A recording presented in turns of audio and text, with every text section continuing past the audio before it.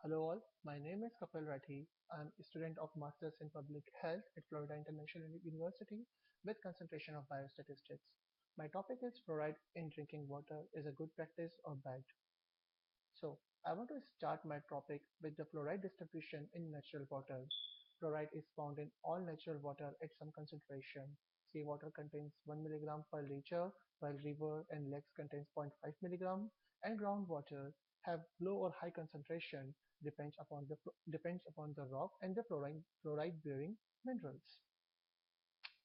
The concentration of water are limited by fluoride solubility, so that in the presence of 40 milligram per liter calcium it should be limited to 3.1 milligram per liter. High fluoride concentration may therefore be expected in groundwater from calcium poor water sources. Now water fluoridation. Why we need to do water fluoridation? And what is water fluoridation? So water fluoridation is the controlled addition of fluoride to a public water supply to reduce the tooth decay. Fluoridated water has fluoride at a level that is effective for preventing cavities. This can occur naturally or by adding fluoride. Water fluoridation is usually done on the community level, which is called as community water fluoridation. Why we need to do community water fluoridation? Because it is the single most effective public health measure to prevent the tooth decay. According to CDC, fluoridation is one of the 10 public health achievements of the 20th century. Fluoridated water is accessible to the entire community without any behavior change. Frequent exposure in small amounts is required for the health benefits. The cost of the drinking fluoridated water for a lifetime is about the same as the cost of one dental filling.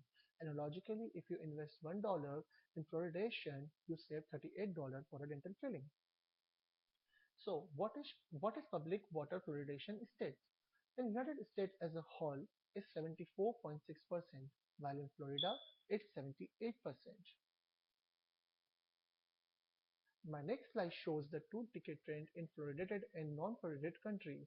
This is data by WHO from the year 1970 to 2010. This data actually signifies the importance of fluoridation in the water, because we can see like less caries in the fluoridated country.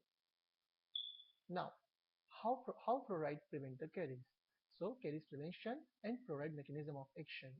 First, the main particle of the enamel is carbonated hydroxyapatite crystals. These crystals demineralize in the presence of acid, which is partly dissolved in saliva. When the remineralization starts, if you have fluoride in your plaque or in your drinking water, it, it makes a new element called fluoroapatite. It is like a coating which saves from the bacteria and the acid in the plaque, and thus it saves our tooth from the caries. Anything with excess is really bad, so the fluoride in excess causes the dental fluorosis.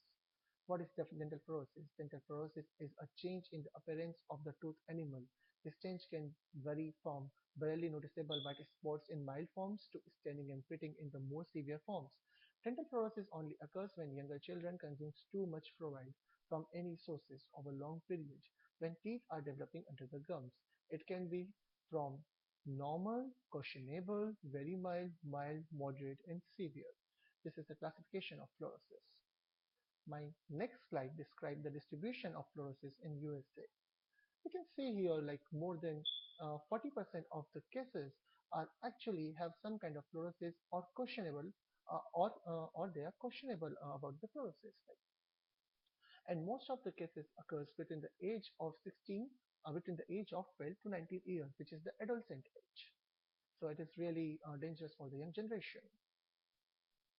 So what is the recommended dose of the fluoride? And next slide shows the recommended dose of the fluoride, which differ from the age of the child and the concentration in the water on that particular source of water. The next slide is pros of the water fluoridation. Why should we do the water fluoridation? First of all, it is single most effective public health measure to prevent the tooth decay. It's natural, similar to fortifying other foods and beverages, like we fortified milk with vitamin D, orange juice with calcium. So it's like we fortified water with fluoride.